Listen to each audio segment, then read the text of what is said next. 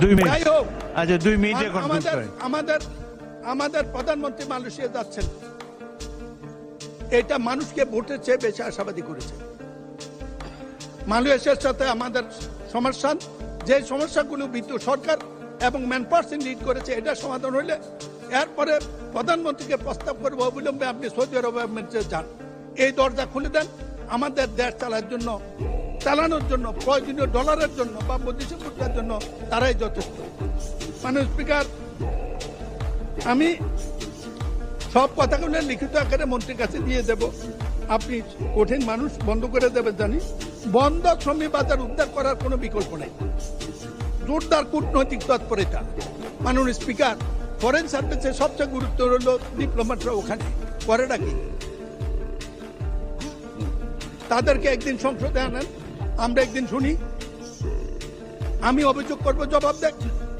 এই সংসদীয় কমিটির কথা দরকার নেই, অলরেডি সংসদীয় কমিটি গঠিত হবে শ্রম মন্ত্রণালয়ের যাকে দেবেন উনি থেকে এদেরকে ডেকে জিজ্ঞেস করুক লোকরা নির্যাতিত হয় কেন, পাসপোর্ট নেওয়ার সমস্যা কেন।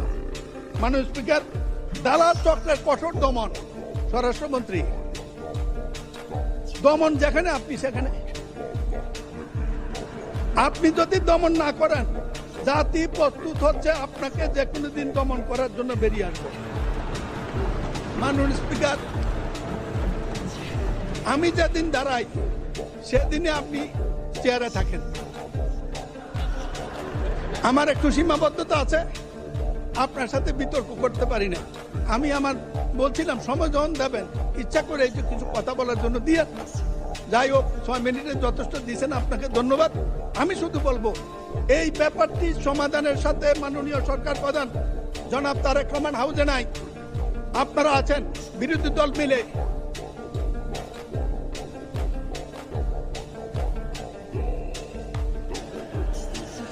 আরেক মিনিট। যদি আমাদের ইজ্জত, 24-এর ইজ্জত, মুক্তিযুদ্ধের ইজ্জত